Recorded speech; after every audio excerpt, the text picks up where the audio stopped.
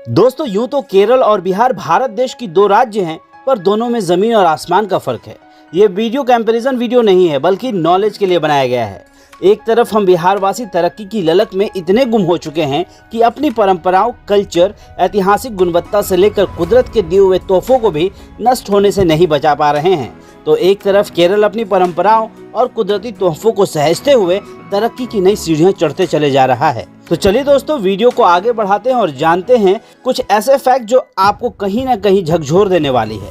केरल, जिसे भगवान का घर कहा जाता है, ये भारत का वो राज्य है जो अभी भी आयुर्वेद चिकित्सा पर सबसे ज्यादा भरोसा करता है। हालांकि इस राज्य के हर गांव में आपको हॉस्पिटल देखने को मिलेंगे। वही प्राकृतिक खूबसूरती से परिपूर्ण इस राज्य में मानसून सबसे पहले दस्तक देती है और दुनिया का सबसे अमीर मंदिर भी आपको इसी राज्य में देखने को मिलेगा।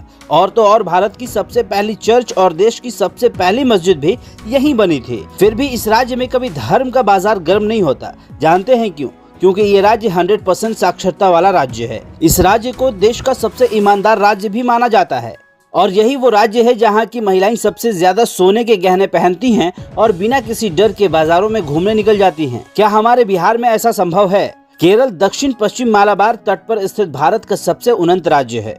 केरल राज्य का गठन 1 नवंबर 1956 को हुआ था। राज्य की जनसंख्या की बात करें तो ये है 3.46 करोड़ के आसपास। जनसंख्या के मामले में केरल भारत का 13वां सबसे बड़ा राज्य है। दूसरे राज्यों के लोग भी केरल के लोगों को हाईली सिविलाइज्ड मानते हैं। यहाँ के लोग ग्रेजुएट होने के बावजूद भी नारियल पानी बेचना पसंद करते हैं, पर बेरोजगार बैठना बिल्कुल नहीं, क्योंकि इनका मानना है कि कोई काम छोटा नहीं होता। दोस्तों, केरल के मन मोह लेने वाली खूबसूरती के कारण ये राज्य देशी और विदेशी पर्यटकों के बीच बहुत लोकप्रिय है। हालांकि हमारे बिहार में भी पर्यटक स्थलों की कोई कमी नहीं है, फिर भी लोग बिहार में कम क्यों आते हैं? आप कमेंट बॉक्स में जवाब जरूर दीजिएगा। दोस्तों, केरल के पश्चिम में अरब सागर, पूर्व में पश्चिम घाट और आपस में जुड़ी 44 नदियों वाले इस राज्य में ऐसी बहुत सारी भौगोलिक गुण हैं, जिसके चलते ये राज्य एशिया का सबसे पसंदीदा टूरिज्म अट्रैक्शन बना हुआ है। केरल अपने फॉरेस्ट रिसोर्सेज और वाटर रिसोर्सेज के लिए भी विश्व में जाना जाता है। ये अपने लेक वाटर, खूबसूरत चाय के बागान, नौका विहार, हाउस बोट और खूबसूरत वादियों के लिए काफी लोकप्रिय है। छुट्टियां बिताने के लिए ये राज्य स्वर्ग माना जाता है। आपको जानकर हैरानी होगी कि केरल का मतलब नारियल की भूमि होती है। यहाँ पर तकरीबन 7.7 लाख हेक्टेयर भूमि पर नारियल की खेती होती है और इसका उत्पादन राज्य की अर्थव्यवस्था में बहुत बड़ी भूमिका निभाती है। केरल भारत का वो राज्य है जहाँ पुरुष और महिला का अनुपात सबसे अच्छा माना जाता है। इस राज्य में 1000 पुरुषों की तुलना में 1084 महिलाएं हैं। शायद यही कारण है कि केरल में महिलाओं की लिटरेसी रेट पूरे एशिया में सबसे ज्यादा है। दोस्तों, केरल 1991 में भारत का पहला पूर्ण शिक्षित राज्य बना था। केरल भारत का एकमात्र ऐसा राज्य है जहां की साक्षरता 100% है। दोस्तों, ये तो हम सभी जानते हैं कि रबर उत्पादन के मामले में भारत पूरी दुनिया में चौथा स्थान रखता है, लेकिन चौंकाने वाली बात तो ये है कि भारत की कुल रबर उत्पादन में केरल की भागीदारी अकेले 90% है।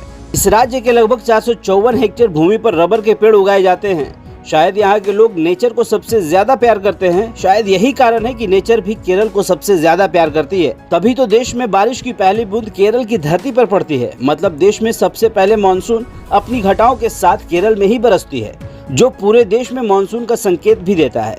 जून के पहले सप्ताह के दौरान केरल में बारिश शुरू हो जाती है और यही वो समय होता है जब केरल की हरियाली अपने चरम पर होती है। बिहार में 4 लेन और 6 लेन के नाम पर न जाने कितनी ही पेड़ों की बलि चढ़ रही है, लेकिन आपको बताएं कि जनसंख्या के हिसाब से केरल में हिंदुओं की संख्या सबसे ज्यादा है, जिसके कारण यहाँ मंदिर भी ज्यादा हैं।